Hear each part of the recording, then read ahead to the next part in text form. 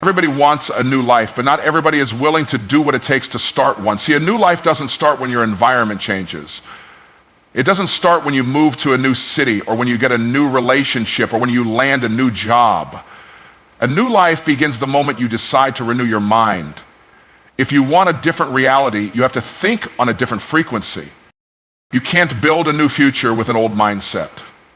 Most people are trapped not by their past, but by their thinking about the past. They rehearse old failures, cling to old identities, and reinforce limiting beliefs until they've convinced themselves that transformation is for other people, but not for them.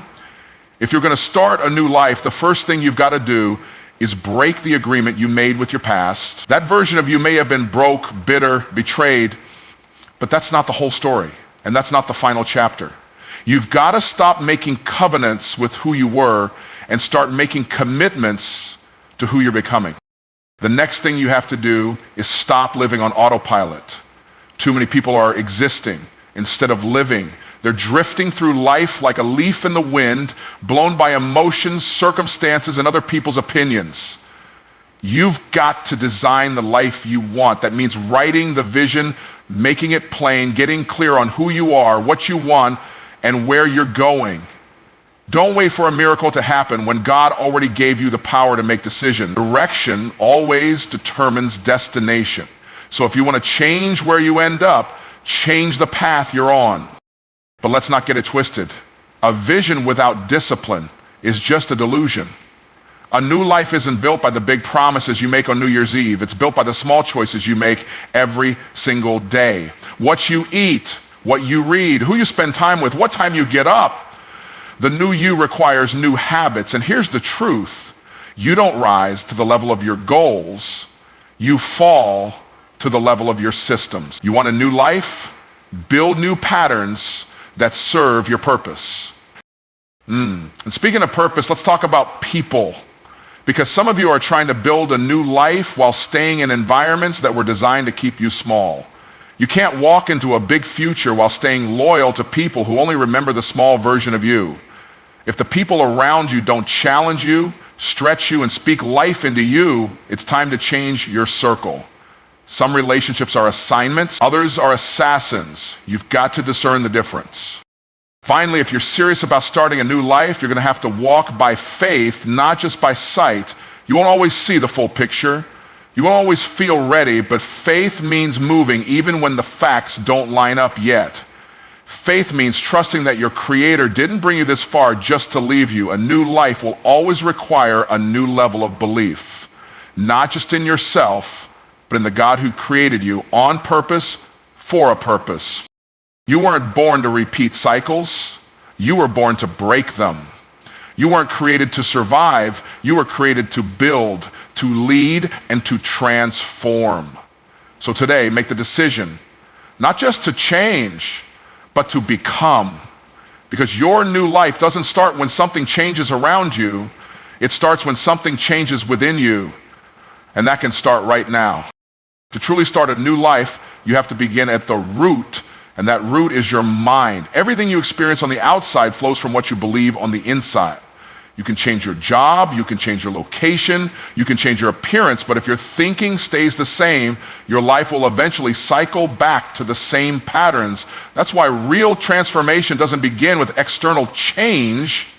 It begins with internal renovation.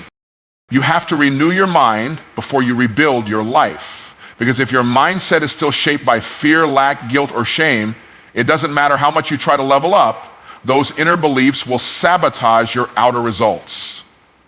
A renewed life requires a renewed perspective. You have to begin thinking on a higher level. You've got to stop seeing yourself through the lens of your mistakes and start seeing yourself through the lens of your potential. Stop asking, what did I lose? And start asking, what can I create? This is why some people get opportunity after opportunity and still end up back where they started. Because the outer opportunity collided with an inner limitation. You cannot outperform the image you hold of yourself in your own mind. If deep down, you still see yourself as unworthy, as broken, as someone who always messes it up, then your behavior will subconsciously work to confirm that belief, even if you don't realize it. Renewing your mind means reprogramming the beliefs that have been running your life on autopilot. It means questioning the thoughts you've accepted as truth just because they've been there for a long time. It means being intentional about what you feed your mind, what you watch, what you listen to, who you listen to. It means creating an inner environment that supports the new life you want, not the old life you're trying to escape. Because here's the truth. A new life starts with new thinking. If you don't change the way you think, you'll keep recreating the same situations even in new seasons. You have the power to renew your mind, and when your mind is renewed, your reality must follow. You don't need a new year. You don't need permission. You don't need everything to be perfect. What you need is a decision to take ownership of your thoughts, to elevate your mindset, and to align your beliefs with the life you want to live. Change your thoughts and your life cannot stay the same. That's how you start fresh from the inside out.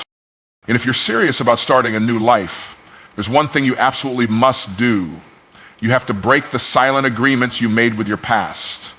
See, many people say they want change, but deep down, they're still loyal to the old version of themselves. They're still in emotional contracts with failure, with shame, with disappointment. They're still defining themselves by moments that should have been lessons, not life sentences. An agreement is powerful. It's not just something you say, it's something you believe, something you align with, something you allow to shape your identity. And whether you realize it or not, some of the beliefs you're carrying today are agreements you made in pain, in confusion, in weakness. Maybe you failed once and you agreed with the lie that you're not good enough. Maybe someone hurt you and you agreed with the lie that you're unlovable. Maybe you tried to step out before and it didn't work, so you agreed with the lie that you should stay small and safe. But the truth is, those agreements were based on survival, not on purpose. And what got you through the storm is not what will take you into your destiny. To break those agreements, you have to confront them. You have to get brutally honest with yourself about what you've been believing. Not what you say you believe, but what you live like you believe. Because actions don't lie. If you say you're confident but keep hiding your voice, that's an old agreement talking. If you say you believe in abundance but keep making decisions from fear and lack, that's not faith, that's a contract with limitation. Breaking the agreement means releasing the identity that came with the pain.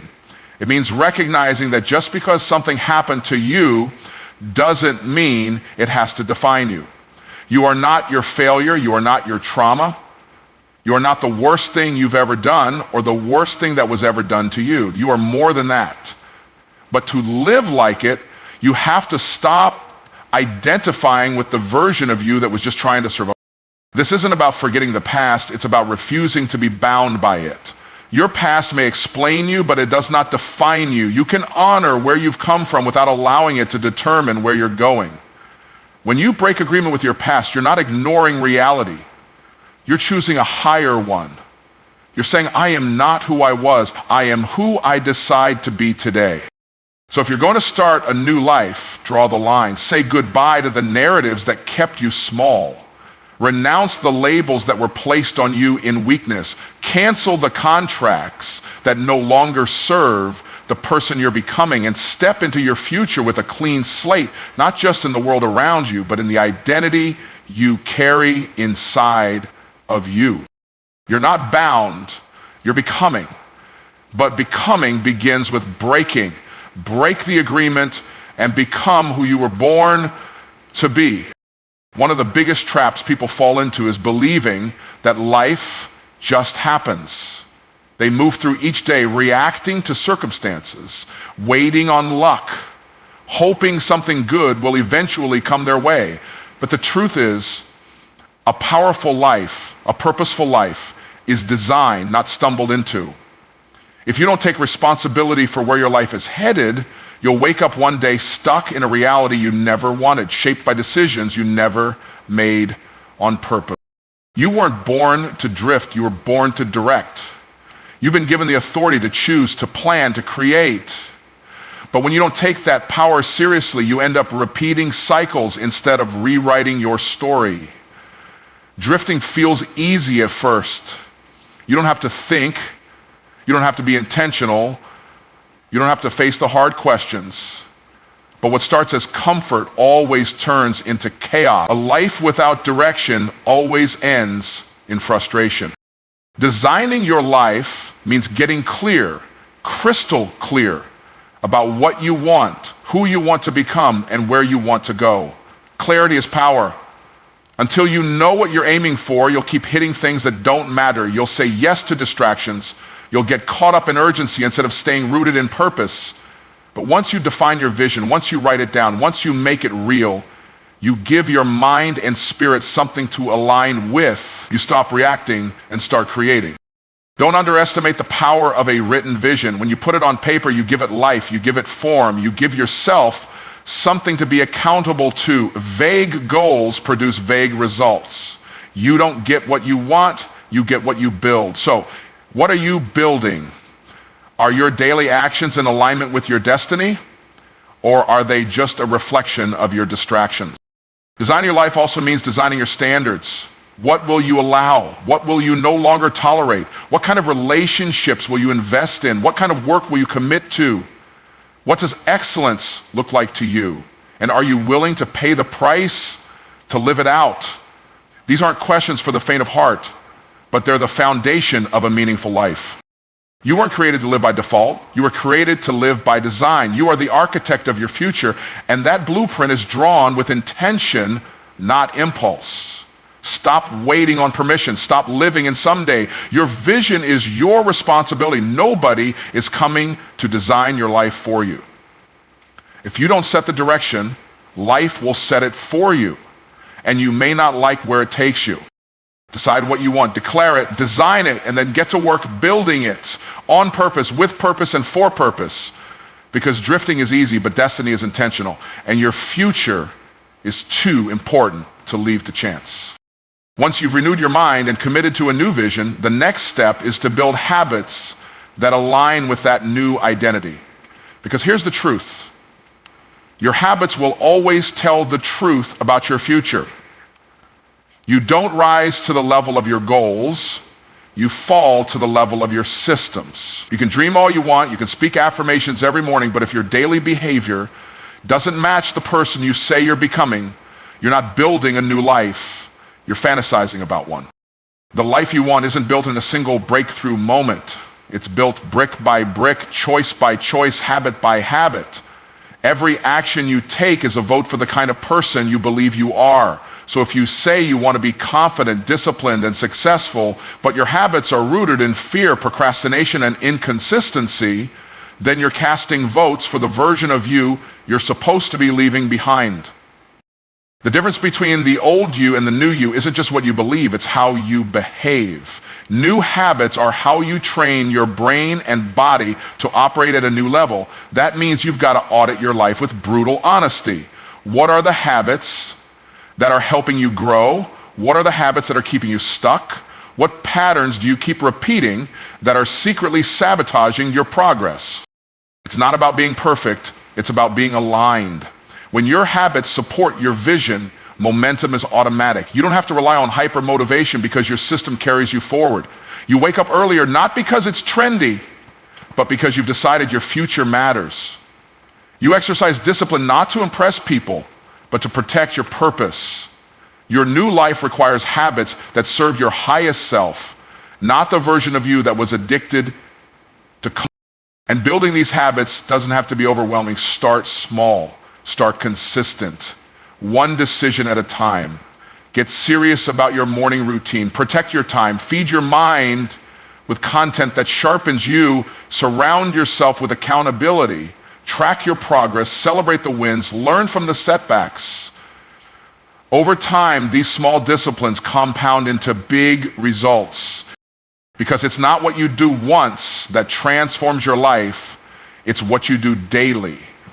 Discipline isn't punishment, discipline is proof that you respect your calling. And when you build habits that serve your future, you're not just changing your schedule, you're reprogramming your identity.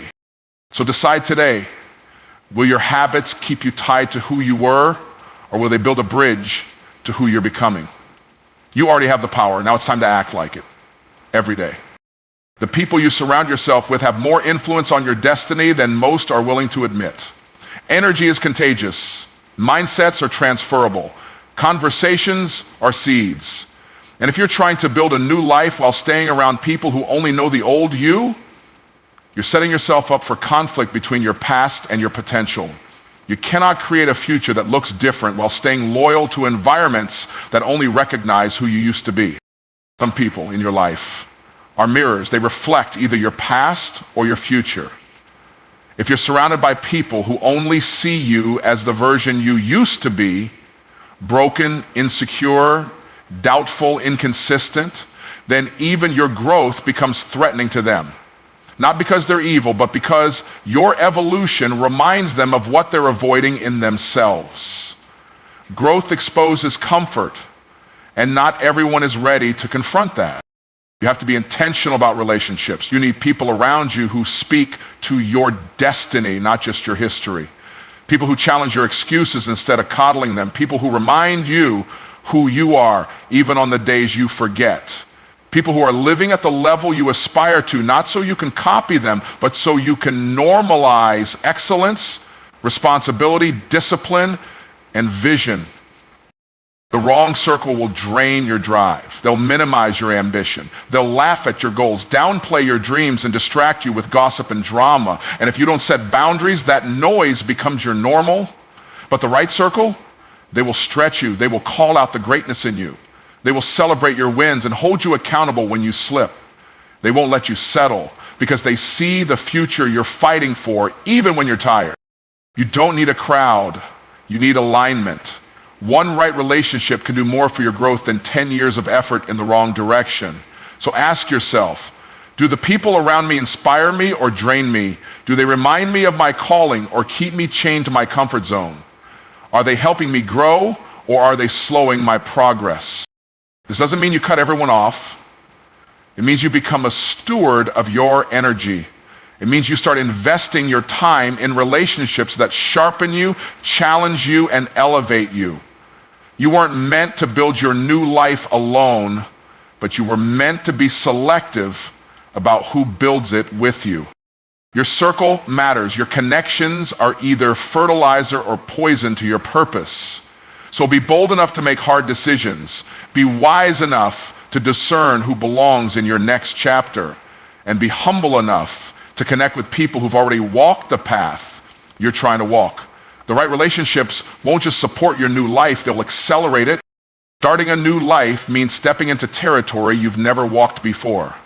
And when you're walking into the unknown, you can't rely solely on what you see. You have to trust in something greater. Sight shows you what is, faith shows you what can be. If you're only moving when things look safe, sound, and certain, you're not walking by faith, you're walking by comfort. But destiny doesn't live in comfort zones. Destiny lives on the other side of uncertainty. Faith is not just a belief, it's a behavior. It's acting in alignment with what you believe before the evidence shows up. It's saying yes to a future that hasn't materialized yet, simply because you trust the vision placed inside of you more than the circumstances around you. Too many people delay obedience, waiting for perfect conditions. But if you wait until everything looks right, you'll never move. Faith isn't about having no fear, it's about refusing to let fear have the final say. Your new life requires decisions that won't always make sense to other people. Sometimes not even to you. You might leave a job that looks secure to pursue a calling that feels risky. You might step out of a relationship that's familiar but not fruitful. You might invest in something that doesn't offer immediate returns, but your spirit knows it's the right soil. Faith is trusting that your steps are being ordered even when the path isn't fully revealed. Walking by faith also means speaking and acting as if what you've prayed for is already in motion.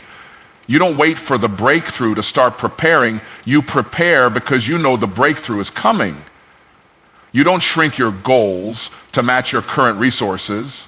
You stretch your belief to match your calling.